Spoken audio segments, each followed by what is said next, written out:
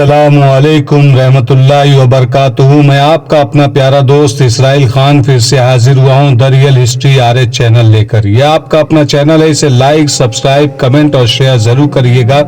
سلطان صلاح الدین ایوبی کی داستان امید ہے آپ کو اچھی لگتی ہوگی۔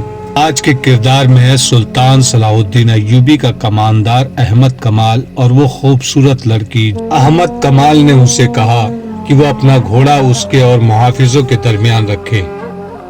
اس کے سوا اس نے لڑکی کے ساتھ کوئی بات نہ کی۔ سورج غروب ہونے کے بعد احمد کمال نے قافلوں کو روک لیا اور پڑاؤ کا حکم دیا۔ رات لڑکی کو احمد کمال نے اپنے خیمے میں سلایا۔ اس نے دیا جلتا رکھا، وہ گہری نیند سویا ہوا تھا۔ اس کی آنکھ کھل گئی۔ کسی نے اس کے ماتھے پر ہاتھ پھیرا تھا۔ اس نے لڑکی کو اپنے پاس بیٹھے دیکھا۔ لڑکی کا ہاتھ اس کے ماتھے پر تھا۔ احمد کمال تیزی سے اٹھ کر بیٹھ گیا۔ اس نے دیکھا کہ لڑکی کے آنسو بہہ رہے تھے۔ اس نے احمد کمال کا ہاتھ اپنے دونوں ہاتھوں میں لے لیا اور اسے چوم کر بچوں کی طرح بلک بلک کر رونے لگی۔ احمد کمال اسے دیکھتا رہا۔ لڑکی نے آنسو پوچھ کر کہا، میں تمہاری دشمن ہوں، تمہارے ملک میں جاسوسی کے لیے اور تمہارے بڑے بڑے حاکموں کو آپس میں لڑانے کے لیے اور صلاح الدین ایوبی کو قتل کا انتظام کرنے کے لیے فلسطین سے آئی ہوں، لیکن اب میرے دل سے دشمنی نکل گئی ہے۔ کیوں؟ احمد کمال نے کہا، تم بزدل لڑکی ہو، اپنی قوم سے غداری کر رہی ہو۔ سولی پر کھڑے ہو کر بھی کہو کہ میں صلیب پر قربان ہو رہی ہوں۔ اس نے کہا، اس کی وجہ سن لو۔ تم پہلے مرد ہو جس نے میرے حسن اور میری جوانی کو قابل نفرت چیز سمجھ کر ٹھکرایا ہے، ورنہ کیا اپنے کیا بیگانے مجھے کھلونا سمجھتے رہے۔ میں نے بھی اسی کو زندگی کا مقصد سمجھا کہ مردوں کے ساتھ کھیلوں، دھوکے دوں اور عیش کروں۔ میری تربیت ہی اس مقصد کے تحت ہوئی تھی۔ جسے تم لوگ بے حیائی کہتے ہو، وہ میرے لیے ایک فن ہے، ایک ہتھیار ہے۔ مجھے نہیں معلوم کہ مذہب کیا ہے اور خدا کے احکام کیا ہے۔ صرف صلیب ہے جس کے متعلق مجھے بچپن میں ذہن نشین کرایا گیا تھا کہ یہ خدا کی دی ہوئی نشانی ہے اور یہ عیسائیت کی عظمت کی علامت ہے، اور یہ کہ ساری دنیا پر حکمرانی کا حق صرف صلیب کے پجاریوں کو حاصل ہے، اور یہ کہ مسلمان صلیب کے دشمن ہیں۔ انہیں اگر زندہ رہنا ہے تو صلیبیوں کے قدموں میں رہ کر زندہ رہیں۔ میں انہیں چند ایک باتوں کو مذہب کی بنیادی اصول سمجھتی رہی۔ مجھے مسلمانوں کی جڑیں کاٹنے کی تربیت دی گئی تو اسے بھی مذہبی فریضہ کہا گیا۔ کیا تم اپنے ایک سالار رجب کو جانتے ہو؟ لڑکی نے پوچھا۔ وہ خلیفہ کے محافظ دستوں کا سالار ہے، احمد کمال نے کہا۔ وہ بھی سوڈانیوں کے حملے والی سازش میں شامل تھا۔ اب کہاں ہے؟ احمد کمال نے کہا، معلوم نہیں۔ مجھے صرف یہ حکم ملا ہے کہ رجب فوج سے بھگوڑا ہو گیا ہے۔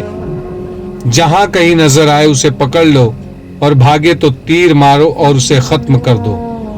میں بتاؤں وہ کہاں ہے؟ لڑکی نے کہا، وہ سوڈان میں حبشیوں کے پاس ہے۔ وہاں ایک خوشنما جگہ ہے، وہاں حبشی لڑکیوں کو دیوتا کے آگے قربان کرتے ہیں۔ رجب وہاں ہے، میں جانتی ہوں وہ فوج کا بھگوڑا ہے۔ ہم 3 لڑکیاں اس کے ساتھ فلسطین سے آئی تھی، باقی 2 کہاں ہیں؟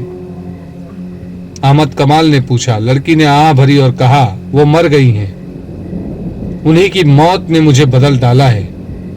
لڑکی نے احمد کمال کو ایک لمبی کہانی کی طرح سنایا کہ وہ کس طرح فلسطین سے رجب کے ساتھ آئی تھی، کس طرح حبشیوں نے ان میں سے 2 لڑکیوں کو دیوتا کے نام پر ذبح کرنا چاہا۔ جب انہیں بچا نہ سکا، کسی طرح وہ وہاں سے بھاگی اور راستے میں وہ لڑکیاں کس طرح آندھی میں ماری گئی۔ اس نے کہا، میں اپنے آپ کو شہزادی سمجھتی تھی، میں نے بادشاہوں کے دلوں پر حکمرانی کی ہے۔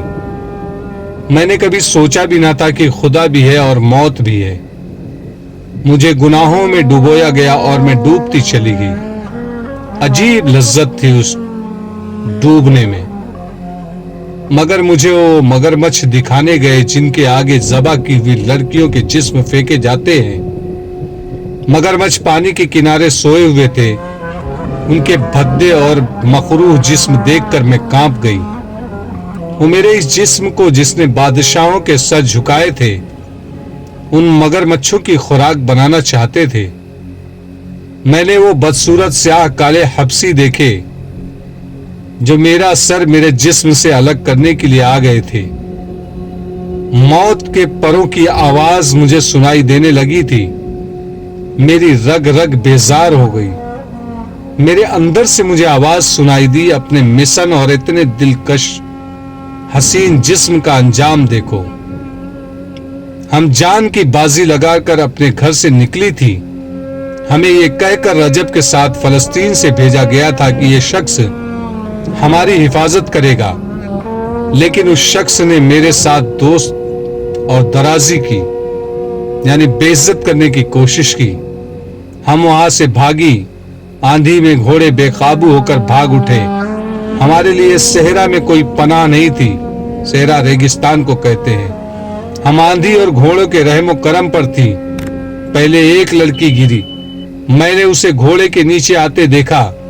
फिर दूसरी लड़की घोड़े से गिरी तो पांव रकाब में फंस जाने की वजह से घोड़े ने उसे 2 मील से ज्यादा फासले तक घसीटा। उसकी चीखें मेरा जिगर चाक कर रही थी। मैं अब भी उसकी चीखें सुन रही हूं। जब तक जिंदा रहूंगी ये चीखें सुनती रहूंगी। फिर वो लड़की लाश बन गई। मेरा घोड़ा साथ साथ दौड़ा आ रहा था, मगर मेरे काबू में नहीं था। वो लड़की भी अपने घोड़े के साथ पीछे रह गई। मैं अब अकेली थी। मुझे खुदा ने उन 2 लड़कियों को मारकर बता दिया था कि मेरा अंजाम क्या होगा। वो मुझसे भी ज्यादा खूबसूरत और शोख थी। उसमें हुस्न का गुरूर भी था। उन्होंने भी बादशाहों को उंगलियों पर नचाया था, मगर ऐसी भयानक मौत मरकर किसको खबर तक ना हुई। अब वो रेत की गुमनाम कब्रों में दफन हो गई है। मैं अकेली रह गई। आंधी के जन्नाटे मौत के कहकहे बन गए। मुझे अपने सर के ऊपर आगे पीछे दाएं और बाएं चुड़ैले, पतरूहें, भूत और मौत के कहकहे सुनाई दे रहे थे। मैं बुद्धू और बेवकूफ लड़की नहीं हूं। दिमाग रोशन है। मैंने जान लिया कि खुदा मुझे गुनाहों की सजा दे रहा है। ऐसी हैबतनाक मौत, ऐसी हौलनाक आंधी वो तुमने भी देखी है। मुझे खुदा याद आ गया। मैंने खुदा को बुलंद आवाज से पुकारा, रो रो कर गुनाहों से तौबा की और माफी मांगी। फिर मैं बेहोश हो गई, और जब होश में आई तो मैं तुम्हारे कब्जे में थी। तुम्हारी गोरी रंगत देखकर मैं खुश हुई कि तुम यूरोपी हो और मैं फलस्तीन में हूं। इसी धोखे में मैंने अपनी जुबान में पूछा था कि क्या मैं फलस्तीन में हूं। जब मुझे पता चला कि मैं मुसलमानों के कब्जे में हूं तो मेरा दिल बैठ गया। मैं आंधी से बचकर अपने दुश्मन के कब्जे में आ गई थी।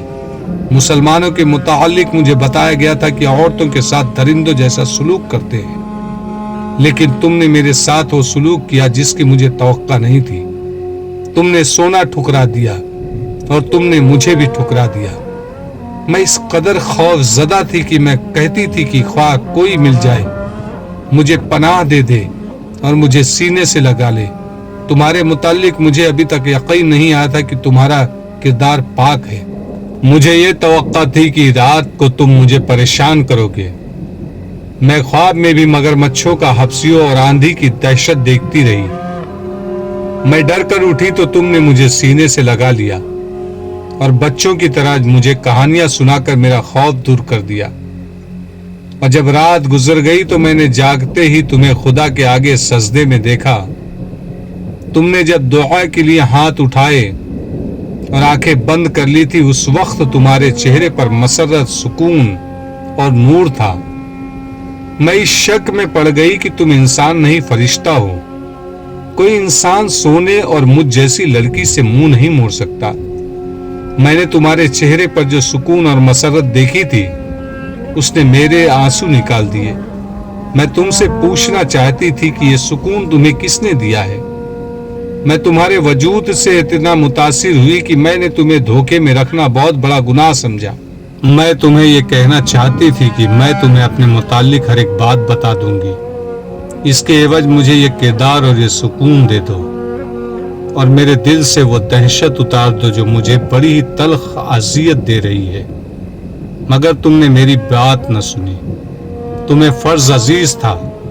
اس نے احمد کمال کے دونوں ہاتھ پکڑ لیے اور کہا، تم شاید اسے بھی دھوکہ سمجھو، لیکن میرے دل کی بات سن لو۔ میں تم سے جدا نہیں ہو سکوں گی۔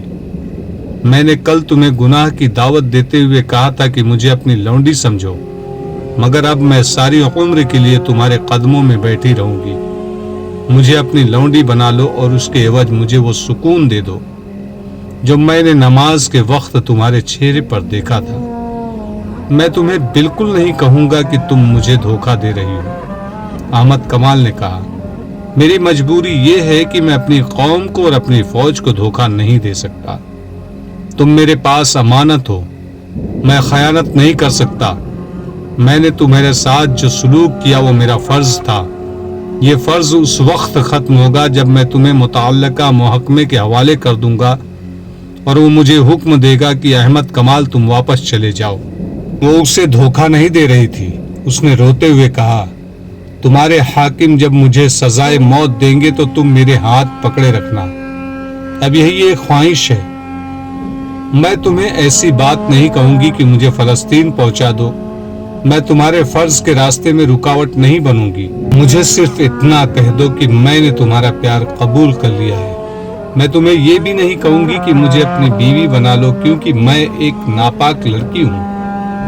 مجھے تربیت دینے والوں نے پتھر بنا دیا تھا۔ میں یہ بھی سمجھتی تھی کہ میرے اندر انسانی جذبات نہیں رہے، لیکن خدا نے مجھے بڑے ہی پرزور طریقے سے سمجھا دیا کہ انسان پتھر نہیں بن سکتا، اور وہ ایک نہ ایک دن مجبور ہو کر کسی سے پوچھتا ہے کہ سیدھا راستہ کون سا ہے۔ رات گزرتی جا رہی تھی اور وہ دونوں باتیں کر رہے تھے۔ احمد کمال نے اس سے پوچھا، تم جیسی لڑکیوں کو ہمارے ملک میں بھیج کر ان سے کیا کام لیا جاتا ہے؟ لڑکی نے کہا، بہت سے کام کرائے جاتے ہیں۔ بعض کو مسلمان عمرہ کے حرموں میں مسلمان کے روپ میں داخل کر دیا جاتا ہے، جہاں وہ تربیت کے مطابق عمرہ اور وزرہ پر غالب آ جاتی ہیں۔ ان سے صلیبیوں کے پسند کے افراد کو عہدے دلاتی ہیں۔